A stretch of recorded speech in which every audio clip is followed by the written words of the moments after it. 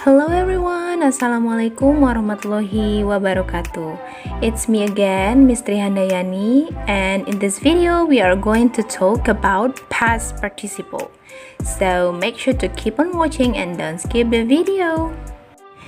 Here we go. So what is past participle? Jadi apa sih past participle itu? Nah, jadi yang namanya past participle itu yang biasa kita sebut dengan kata kerja bentuk ketiga atau verb 3. Well, okay, now let's discuss about verb first. As we know, there are verb 1, verb 2, and verb 3. Nah, dan yang namanya verb itu ada yang regular dan irregular, kan? Yang regular itu verb 1, 2, and 3, verb 1, 2, 3-nya sama. Coba perhatikan contoh di sini ya. Play itu untuk verb 1-nya, lalu played ditambahkan ed di belakangnya itu untuk verb 2-nya. Begitu juga dengan verb 3 ya, sama-sama ditambahkan ed. Nah, begitu juga dengan contoh nomor 2. Walk, walk, walk. Verb 2 dan 3-nya hanya ditambahkan ed di akhir. Nah, ini adalah contoh dari yang namanya regular verb atau kata kerja beraturan. Sedangkan contoh nomor 3 dan 4 ya, ini adalah jenis irregular verb atau kata kerja tidak beraturan. Nah, for example like go, when, gone, drink, drank, drunk. Itu kan punya aturan sendiri ya, tidak ditambahkan ed pada akhirnya.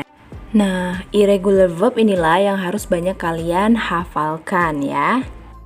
Lalu, apakah past participle itu ketika digunakan dalam kalimat, dia hanya berfungsi sebagai verb saja? Nah, inilah yang akan kita bahas bersama ya.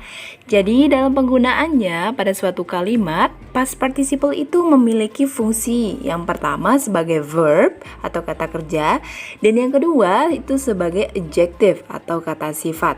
Ingat ya, kata sifat berarti dia menjelaskan atau menggambarkan sesuatu. Well, kita bahas past participle sebagai verb terlebih dahulu. Nah, kapan sih past participle ini menjadi verb dalam sebuah kalimat? So, dia akan menjadi verb apabila diawali dengan have, has, atau had ya, atau ketika diawali dengan to be, baik to be yang present maupun to be past. Jadi bisa is, am, are, atau juga bisa was dan were ya. Contohnya bagaimana? Okay, look at this example. Andrea Hirata has written 6 novels. Andrea Hirata has written 6 novel. Andrea Hirata sudah menulis 6 novel ya. Look at here. Andrea adalah subjeknya ya. Lalu ada has sebagai auxiliary dan diikuti oleh written.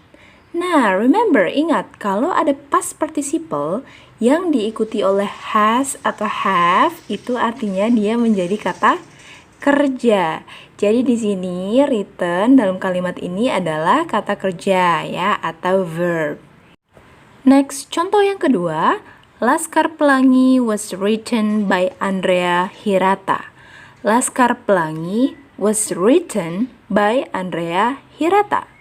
Coba dilihat di sini Laskar Pelangi sebagai subjeknya ya. Lalu itu ada was sebagai to be past dan diikuti oleh written. Nah, itu artinya written di sini berfungsi sebagai verb. Kenapa? Why?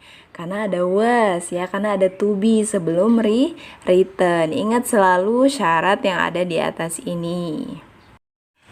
Next, kita lanjut ke past participle yang berfungsi sebagai kata sifat atau adjective.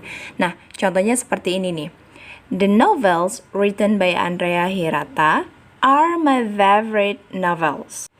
Jadi novel-novel yang ditulis oleh Andrea Hirata itu adalah novel-novel favorit saya. Ya. Nah, pada kalimat ini ada written lagi nih, right?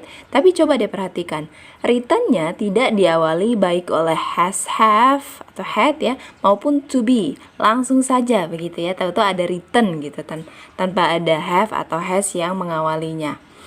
Nah, di sini written ini berfungsi sebagai adjective atau kata sifat, beda dengan sebelumnya.